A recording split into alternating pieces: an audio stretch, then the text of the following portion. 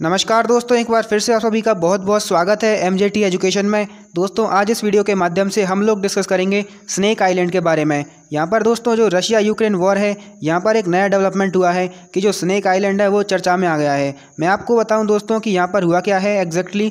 तो यहाँ पर जो स्नेक आइलैंड है उस पर रशियन फोर्सेस पर अटैक किया गया है यूक्रेन के द्वारा। मतलब रशिया ने यहाँ पर एयर स्ट्राइक करवाई थी और यूक्रेन के द्वारा यहाँ पर काउंटर अटैक किया गया, जिससे कि जो रशिया है उसको बहुत ज़्यादा यहाँ पर नुकसान हुआ है। एक बेहतरीन पटकनी यहाँ पर यूक्रेन ने रशिया को दी है। यहाँ पर बताया जा रहा है कि यूक्रेन ने रशिया के 13 ड्रोन्स को मार गिराया है, लेकिन रशिया का ये कहना है कि ये न्यूज़ पूरी तरह गलत है और यूक्रेन यहाँ पर एक फेक विक्ट्री को सेलिब्रेट कर रहा है। दोस्तों, स्नेक आइलैंड के बारे में मैं बताऊँ तो स्नेक आइलैंड यूक्रेन का आइलैंड है। ये एक मतलब दूर दराज की टेरिटरी है और जो हम देख सकते हैं कि जो युद्ध चल रहा है वो इस हद तक पहुँच गया है कि जो कंट्रीज़ हैं वो अब अपने मेनलैंड को छोड़कर एक दूर दराज के जो आइलैंड है जिसका एरिया भी कुछ खास नहीं है वहाँ पर आकर अब लड़ाई कर रही हैं। तो इस युद्ध की स्थिति हम इस हालातों से समझ सकते हैं। दोस्तों, हुआ क्या है कि जो ब्लैक सी में ये आइलैंड स्थित है और स्नेक आइलैंड है जिसको हम ज़मीनी आइलैंड भी कहते हैं, तो इसी आइलैंड पर अटैक हुआ है। आप यहाँ पर न्यूज़ देख सकते हैं, ये इंडियन एक्सप्रेस की खबर है।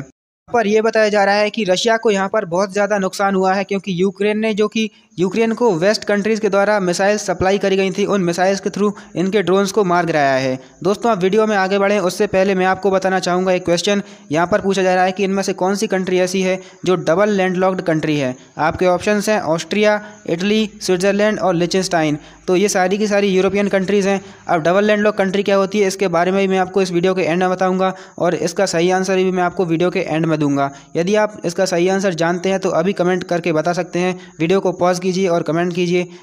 इसके अलावा दोस्तों, यदि आप ग्रुप डी की तैयारी कर रहे हैं तो यहाँ पर एमजेटी एजुकेशन आपके लिए लाया है जीएस और साइंस के कंप्लीट बैचेस। यहाँ पर आपको करंट अफेयर्स भी पढ़ाए जाएंगे मात्र 399 रुपये में। तो यदि आप ग्रुप डी की तैयारी कर रहे हैं तो इन्हें अभी ज्वाइन कर सकते हैं क्योंकि ये जो रेट है ये कभी भी हाइक हो सकती है। दोस्तों, इसके अलावा यहाँ पर आपको टॉपिक वाइज क्लासेस मिलेंगी, डिटेल्ड PDF मिलेगी और प्रैक्टिस सेट भी मिलेंगी। साथ में आपको स्ट्रैटेजी भी शेयर करी जाएगी किस तरह से आप अपनी जो प्रिपरेशन है उसको और बेहतर बना सकते हैं।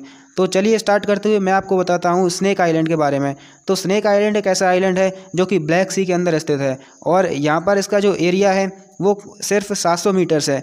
तो यहाँ पर जो रशिया और यूक्रेन है ये अपने मेनलैंड को छोड़कर, इतने बड़े एरिया को छोड़कर एक छोटे से आइलैंड पर जिसका एरिया भी बिल्कुल छोटा सा है और दूर दराज का एरिया है, यहाँ पर आकर लड़ाई कर रहे हैं। इसका जो शेप है वो एक्स शेप में है, आप देख सकते हैं इस तरह से ये एक्स शेप में बना हुआ है। दोस्तों, इसका अलग नाम है। इसे स्नेक आइलैंड के अलावा सरपेंट आइलैंड और ज़मीनी आइलैंड भी कहते हैं। तो एक मतलब छोटा सा आइलैंड है। तो यहाँ पर ये स्थित है ब्लैक सी के अंदर, जो कि डेन्यूब रिवर के काफ़ी ज़्यादा नज़दीक है। डेन्यूब रिवर के बारे में मैं आपको बताऊं तो ये सेकंड लॉन्गेस्ट रिवर है यूरोप की आफ्टर द वोल्गा रिवर। तो जो डेन्यूब रिवर है ये ब्लैक फॉरेस्ट माउंटेन से निकलती है जो कि जर्मनी में स्थित है। तो जो ब्लैक फॉरेस्ट माउंटेन्स है वेस्टर्न जर्मनी में आते हैं, वहाँ से ये रिवर निकलती है। इसकी लंबाई है 2850 किलोमीटर।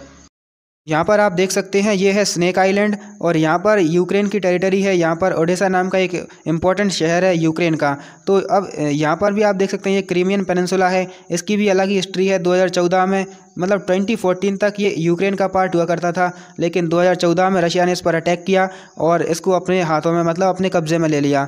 तो क्रीमियन पेनिनसुला को जब रशिया ने अपने कब्जे में लिया तब एक पर्टिकुलर ग्रुप है जो G8 हुआ करता था, लेकिन वहाँ से रशिया को निकाल दिया गया और रशिया वहाँ से निकलकर ये ग्रुप बन गया G7 ग्रुप, जिसमें अभी 7 कंट्रीज़ शामिल हैं। तो ये थोड़ी सी हिस्ट्री थी क्रीमियन पेनिनसुला की। तो यहाँ पर आप देख सकते हैं ये ब्लैक सी है। अब ब्लैक सी के अंदर ही स्नेक आइलैंड स्थित है। तो रशिया से भी ये काफ़ी दूर है और ये जो यूक्रेन है उससे थोड़ा सा नज़दीकी एरिया है। तो यहाँ पर अब लड़ाई स्टार्ट हुई है।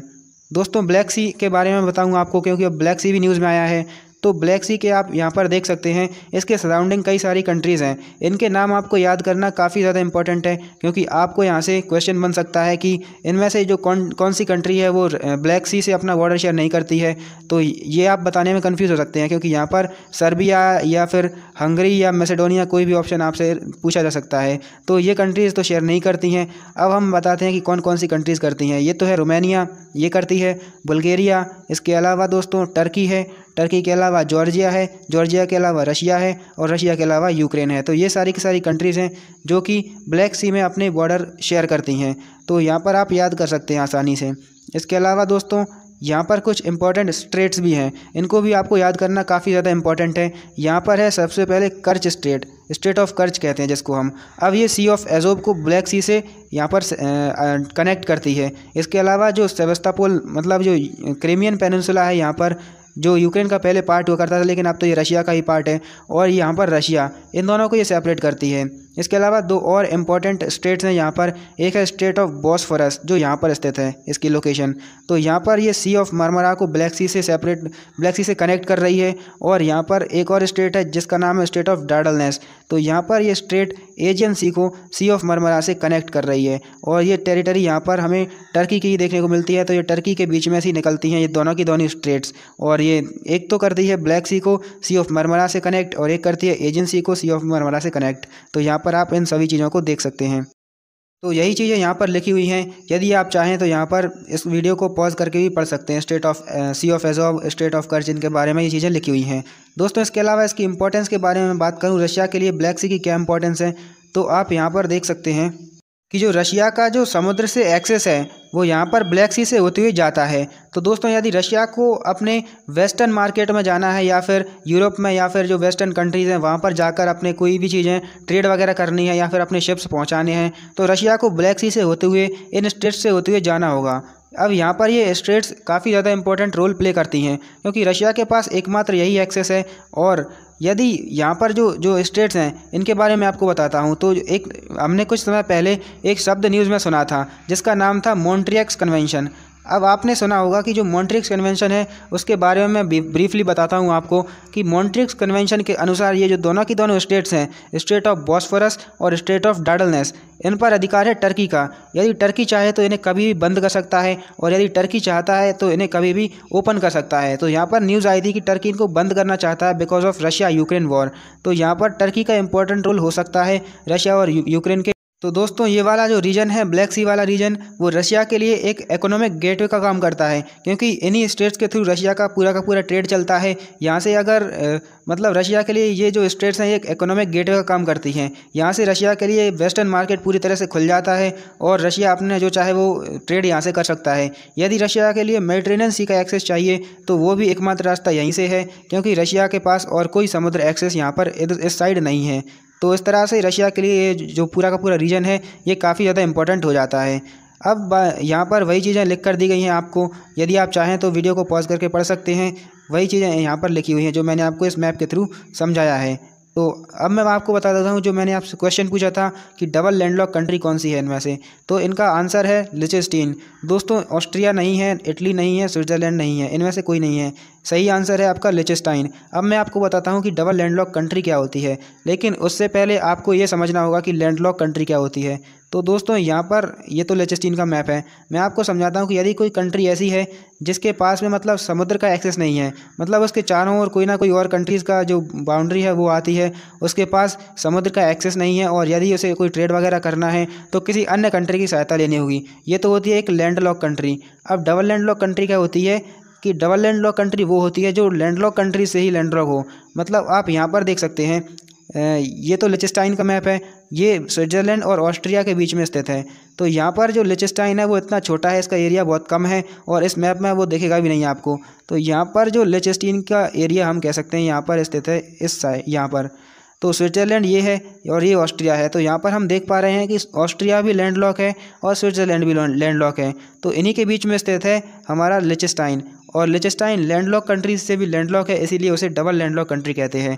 अब यहाँ पर आपके लिए एक क्वेश्चन और देता हूँ मैं आपके होमवर्क के लिए कि पूरे वर्ल्ड में केवल 2 कंट्रीज़ ही ऐसी हैं जो लैंडलॉक हैं। एक तो है लिechtenstein जिसके बारे में मैंने आपको अभी बताया, एक और कौन सी कंट्री है वो आपको बताना है। यदि आप इसका आंसर जानते हैं तो आप अभी बता सकते हैं, और नहीं जानते हैं तो ये आपके लिए है होमवर्क। आपको बताना है सर्च करके, और कमेंट बॉक्स में ज़रूर बताना है, तभी ये समझा जाएगा कि आप ठीक से पढ़ रहे हैं और आपने ये वीडियो को पूरी तरह से केयरफुली देखा है। दोस्तों यहाँ पर हम इस वीडियो को समाप्त करते हैं। उम्मीद है वीडियो आप समझ पाए होंगे। यदि आप इसका PDF प्राप्त करना चाहते हैं तो आप इस टेलीग्राम चैनल पर जुड़ सकते हैं, MJT एजुकेशन। इसके अलावा यहाँ पर आपको हमारी वीडियोस के लेटेस्ट अपडेट मिलेंगे, फ्री PDFs मिलेंगे, फ्री में क्विजेज मिलेंगी, जिससे आप अपनी नॉलेज को टेस्ट कर सकते हैं। आप ही जान सकते हैं कि आपका लेवल क्या है। यदि आप हमारा ऐप डाउनलोड करना चाहते हैं तो सिंपली आप प्ले स्टोर पर जाकर सर्च कर सकते हैं MJT current affairs and GK app. यहाँ पर भी आपको हमारी वीडियोज़ के PDFs मिलेंगे, फ्री वीडियोज़ मिलेंगी, मॉक टेस्ट मिलेंगे, फ्री क्विजेज मिलेंगी और आप इन बैचेस को भी यहीं पर आकर ज्वाइन कर पाएंगे। तो उम्मीद है वीडियो आप समझ पाए होंगे, काफ़ी ज़्यादा नॉलेज यहाँ से गेन कर पाए होंगे। वीडियो देखने के लिए आपका बहुत बहुत धन्यवाद। यदि वीडियो आपको पसंद आई हो तो इसको लाइक ज़रूर कीजिए और यदि अभी तक आपने इस चैनल को सब्सक्राइब नहीं किया है तो अभी सब्सक्राइब कर दीजिए। धन्यवाद।